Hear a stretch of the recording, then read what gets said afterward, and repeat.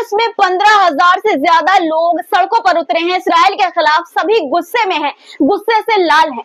Middle east में एक और जंग की आहट है। ईरान ने भयानक वार्निंग दे दी है।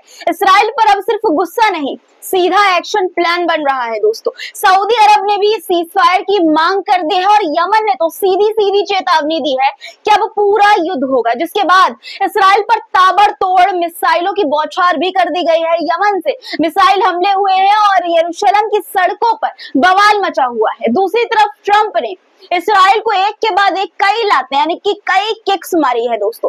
पहले किक और हमास के साथ नई डील, यानी पहले किक इसराइल को मारी और ट्रंप ने हमास के साथ नई डील कर ली है। क्या है ये डील जिससे गजा में शांति की उम्मीद भी दिख रही है, बताऊंगी आपको आज के इस वीडियो में।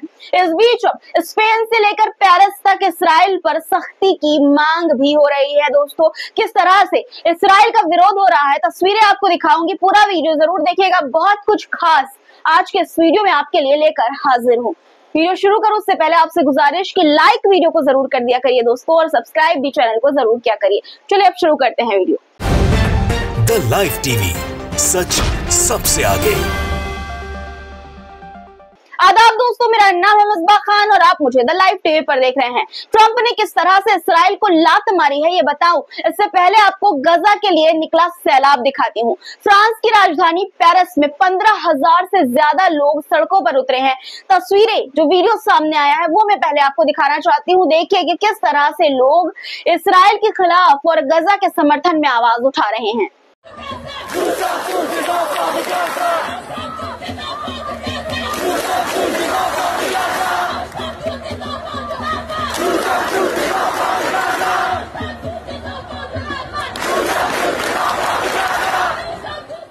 इनकी दोस्तों मांग ये है कि इसराइल पर प्रतिबंध लगा और नारे भी ये लगे कि विव ला फ्रांस यानी कि जियो फ्रांस।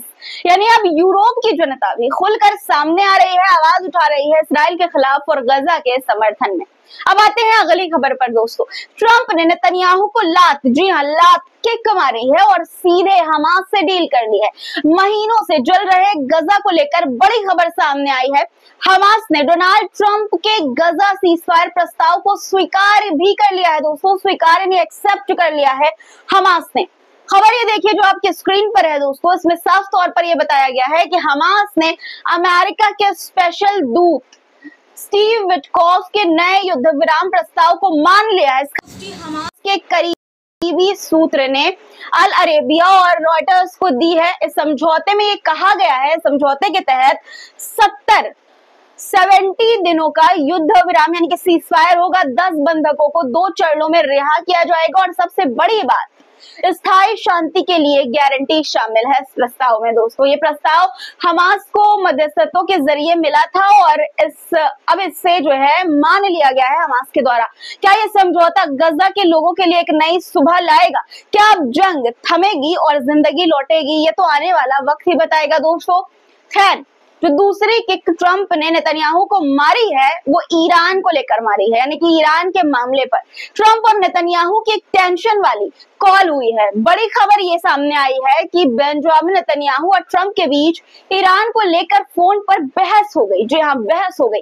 नेतन्याहू ने ईरान पर हमला करने की बात की, लेकिन ट्रंप ने साफ ये कह दिया कि हम बातचीत चाहते हैं, बमबारी नहीं चाहते। आपकी स्क्रीन पर खबर भी है, आप देख सकते हैं कि किस तरह से इस खबर में सारी बातें बताई गई है। इसके बाद अमेरिका के अंदरूनी बवाल की भी खबर, अंदरूनी बदलाव की खबर सामने आई है। बहुत सारे अंदरूनी बदलाव हुए हैं अमेरिका के अंदर। अमेरिका के नेशनल सिक्योरिटी काउंसिल से कई प्रो इसराइल ऑफिसर्स को हटा दिया गया है। जी हाँ, बिल्कुल सही सुना आपने।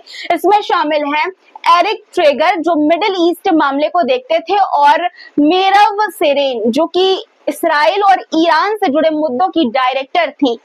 इन दोनों को दोस्तों हटा दिया गया है। इस बीच ईरान ने इसराइल को खुली चुनौती भी दे डाली है। न्यूज वीक की खबर के मुताबिक ईरान की सेना के प्रमुख मेजर जनरल अब्दुल रहीम मुसेवी ने सोमवार को यानी कि मंडे को यह कहा कि उनका देश इसराइल पर फिर से हवाई हमला करने के लिए पूरी तरह से तैयार है, जैसा पहले किया था। उन्होंने कहा कि यह जवाब होगा इसराइल की तरफ से हुई आक्रामकता जो आक्रामकता दिखा रहा है उसका जवाब होगा।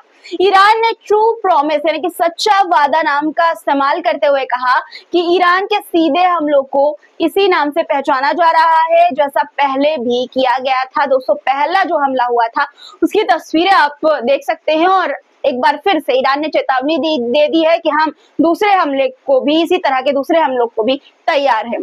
खबर ये भी है दोस्तों कि ईरान और पाकिस्तान साथ आए हैं। ईरान और पाकिस्तान ने मिलकर ये कहा है कि वो इसराइल के खिलाफ संयुक्त कार्रवाई करेंगे और गजा में जो जनसंहार हो रहा है उसे हर हाल में रोका जाएगा।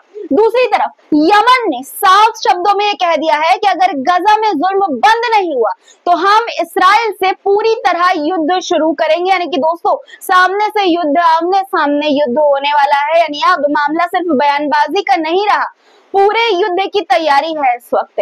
और इस बयान के बाद यमन से मिसाइल हमला हुआ, जिसके बाद इसराइल के कब्जे वाले वेस्ट बैंक और उत्तर पूर्वी इलाके में मिसाइल जो सायरन है वो बजने लगे। दोस्तों, आपकी स्क्रीन पर आप देख भी सकते हैं कि किस तरह से हमले हुए। रिपोर्ट्स के मुताबिक इन मिसाइलों ने इसराइल के सेंट्रल हिस्से को निशाना बनाया है। तस्वीरें देखिए कि किस तरह से आपको रॉकेट, यमन के रॉकेट इसराइल पर दागते हुए नजर आ रहे होंगे आसमान में।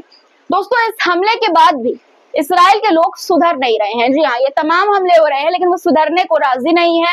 यरूशलेम के पुराने शहर के मुस्लिम क्वार्टर्स में इस्राएली शेल्टर्स ने हमला बोल दिया। जी हाँ, उन्होंने फिलिस्तीनियों, पत्रकारों और कार्यकर्ताओं पर हमला किया, उन्हें गाली दी और हिंसक व्यवहार मुसलमानों के साथ किया। वीडियो देखिए आपकी स्क्रीन पर कि किस तरह से एक दूसरे पर ये लोग थूकते हुए नजर आ रहे हैं। दोस्तों, सप्रेस्ड न्यूज ने ये वीडियो जारी की है और खबर ये बताई है।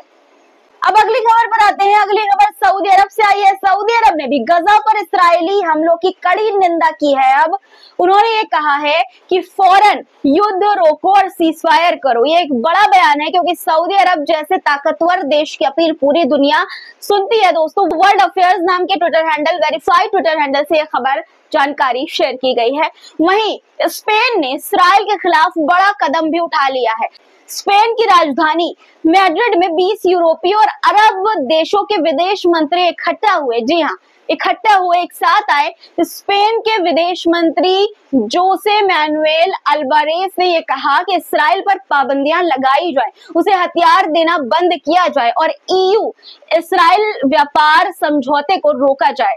उनका मकसद गजा युद्ध को खत्म करना और 2 राज्य समाधान यानी कि 2 स्टेट सॉल्यूशन को जिंदा करना है। दोस्तों, फ्रांस और ब्रिटेन भी इसराइल के खिलाफ खड़े हैं, कार्रवाई की बात भी कर रहे हैं। मैंने आपको खबर भी दिखाई। अब इनकी कार्रवाई की बात सामने आने के बाद इसराइल ने चेतावनी दे दी है कि अगर फ्रांस या ब्रिटेन जैसे देश फिलिस्तीन को मान्यता देते हैं यानी कि देश मानते हैं, तो वो खुद ही यानी कि इसराइल खुद ही वेस्ट बैंक और जॉर्डन वैली को पूरी तरह कब्जा कर लेगा, उस पर उनको कब्जा लेगा। यानी साफ तौर पर अगर ये कहा गया है कि अगर तुम फिलिस्तीन को देश मानोगे तो हम और जमीन हथियाएंगे। इसराइल अब खुलेआम कानून और इंसानियत दोनों को ठेंगा दिखा रहा है। दोस्तों, कुछ लोग इसे बदमाश देश जैसा व्यवहार भी कह रहे हैं। कब्जे को लेकर इसराइल के मंत्री बेजलेल स्मोट्रिच ने भी बयान दिया है। बयान उनका सामने आया है, बड़ा बयान है ये। उन्होंने ये कहा कि हमें कब्जा शब्द से कोई डर नहीं है, हम कब्जे को मुक्त कर रहे हैं और वहां फिर से बसने जा रहे हैं। हम उस जगह पर हैं जहां से सब कुछ शुरू हुआ था। हम गॉड का जो है थैंक्स करते हैं, हम अपनी ताकत गॉड को समर्पित करते हैं और उन हजारों सैनिकों को भी जो इस समय गजा में लड़ रहे हैं, हमें सुरक्षा देने के लिए, जीत दिलाने के लिए और गर्व महसूस कराने के लिए। कुछ लोग जीत से डरते हैं लेकिन हम नहीं डरते, हमें अपने सैनिकों को ताकत देनी है। क्या हम जीत से डरते हैं? उन्होंने सवाल किया, क्या हम कब्जा शब्द से डरते हैं? जवाब इसका उन्होंने दिया कि नहीं, हम इसराइल को कब्जा नहीं अपना देश मानते हैं, हम गजा को मुक्त कर रहे हैं, वहां बसेंगे और दुश्मन को हराएंगे। हम ईश्वर, गॉड, भगवान का शुक्रिया अदा करते हैं और उससे और भी ज्यादा की दुआ करते हैं। दोस्तों, ये बयान गजा को दोबारा कब्जे में लेने की मंशा और इस पर गर्व करने के संकेत देता है। वो बता रहे हैं कि गजा में जो कब्जा है उसको हटाकर इसराइल अपना कब्जा वहां पर करने वाला है और इस पर गर्व महसूस करने की बात इसराइल के मंत्री कर रहे हैं। अब इस पर आपकी क्या राय है, कमेंट में लिखिए। इस बीच अल-अक्सा मस्जिद से उकसावे वाली कार्रवाई की खबर भी सामने आई है। आज सुबह से ही 1000 से ज्यादा इसराइली शेल्टर्स, जिनमें मंत्री, रब्बी और क्नेसेट सदस्य भी शामिल थे, अल-अक्सा मस्जिद में भारी पुलिस सुरक्षा के साथ घुस गए। उन्होंने झंडे लहराए, गीत गाए और तालियां भी बजाई। तस्वीरें आपकी स्क्रीन पर आप देख सकते हैं।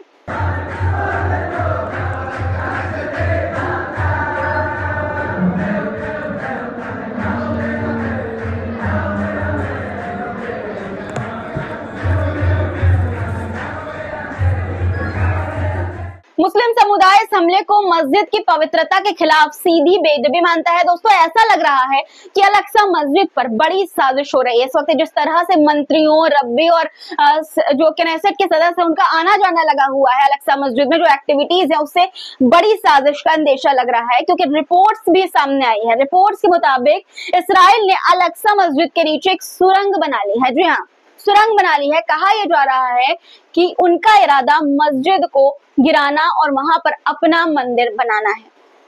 अब इस खबर में कितनी सच्चाई है, कितनी नहीं, दोस्तों ये जो है हम इसकी पुष्टि नहीं कर सकते, लेकिन खबर ये शेयर की गई जो हमने आपको दिखा दी। अब बात एक ऐसी खबर की जो पूरी दुनिया में इस वक्त चर्चा का विषय बनी हुई है। वियतनाम में प्लेन से उतरते वक्त राष्ट्रपति इमैनुअल मैक्रोन की पत्नी ब्रिजिट ने उन्हें धक्का दिया, जो कैमरे में रिकॉर्ड हो गया। दोस्तों, वीडियो वायरल होने पर ही अलग अलग तरह की थ्योरी बनने लगी। मैक्रो ने बाद में ये कहा कि मैं और मेरी पत्नी मजाक कर रहे थे, लोग इसे बहुत बड़ा बना रहे हैं। हालांकि लोग इस पर अब भी मजे ले रहे हैं।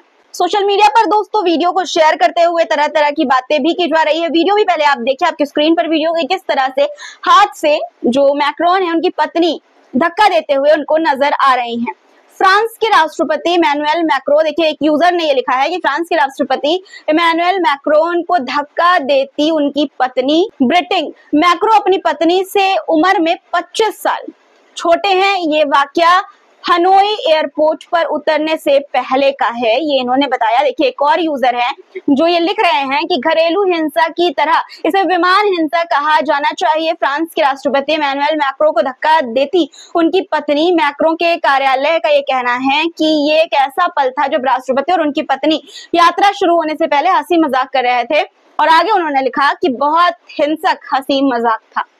आज के लिए फिलहाल इतना ही दोस्तों। आज की खबरों पर आपकी क्या राय है, कमेंट में जरूर लिखिएगा। चैनल को सब्सक्राइब नहीं किया तो फटाफट कर लीजिए, वीडियो लाइक करके जो आइएगा। फिर मुलाकात होगी कुछ नए मुद्दों के साथ, तब तक के लिए अपना ख्याल रखिएगा। खुदा हाफिज।